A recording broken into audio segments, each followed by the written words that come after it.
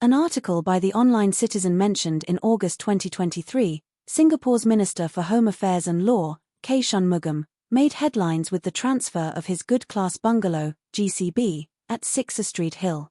The property, which he initially purchased for 7.95 million Singapore dollars in 2003, was transferred to UBS Trustees, Singapore, Limited for a staggering 88 million Singapore dollars. The transfer, facilitated by UBS Trustees, a trust company licensed under the Trust Companies Act 2005, highlighted the significant increase in the value of the property over 2 decades. This transaction, however, wasn't your typical sale. UBS Trustees, acting as a trustee for the Jasmine Villa settlement, took over the property with the help of lawyers from Allen and Gledhill, the law firm where Mr. Shanmugam once practiced.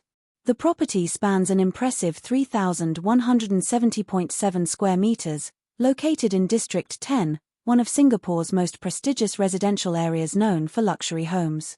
Interestingly, while the 88 million Singapore dollar figure is already eye-catching, the total cost of the transfer was much higher.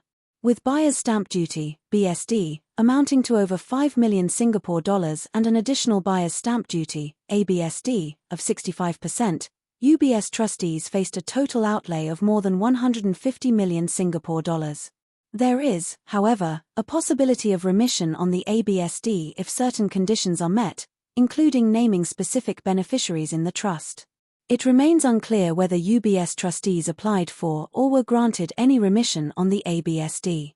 One detail that stood out was that the transfer didn't appear in the Urban Redevelopment Authority's URA private residential property transactions database, nor was it picked up by property market monitors.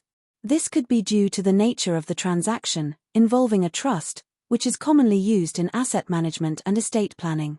It is also worth noting that Mr. Shanmugam had fully paid off the mortgage on the property by 2008, and no mortgage was taken by UBS Trustees after the transfer.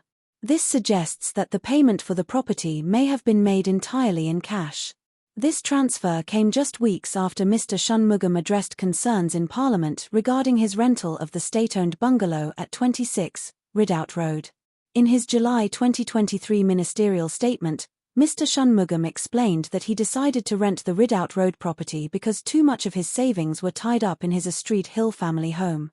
He emphasized that the move was based on financial prudence and that he wasn't profiting from renting out his home, considering the costs of property taxes and maintenance. However, the transfer of the property for 88 million Singapore dollars after his statement raises questions. How much of his savings were really tied up in the Astrid Hill property? Was his financial situation truly as tight as he indicated? It's important to note that the transfer occurred after his ministerial statement, meaning his comments at the time were accurate. Concerning the Ridout Road property, Mr. Shanmugam leased the colonial bungalow for 26,500 Singapore dollars per month, with a significant increase in the size of the land from 9,350 to 23,164 square meters. This expansion followed negotiations with the Singapore Land Authority, SLA, where Mr. Shanmugam recused himself from any decision-making due to a potential conflict of interest.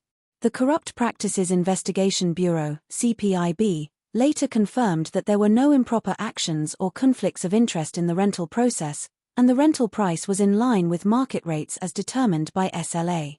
Mr. Shanmugam's wife signed the tenancy agreement in June 2018, with a 3+3+3-year lease term. The rent was renewed in 2021 at the same price.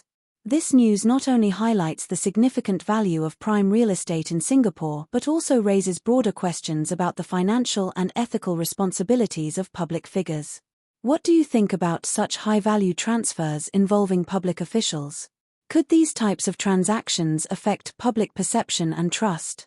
Let us know in the comments below, and don't forget to like, share, and subscribe to our channel, 2230, for more in-depth coverage of current affairs and high-profile cases like this one.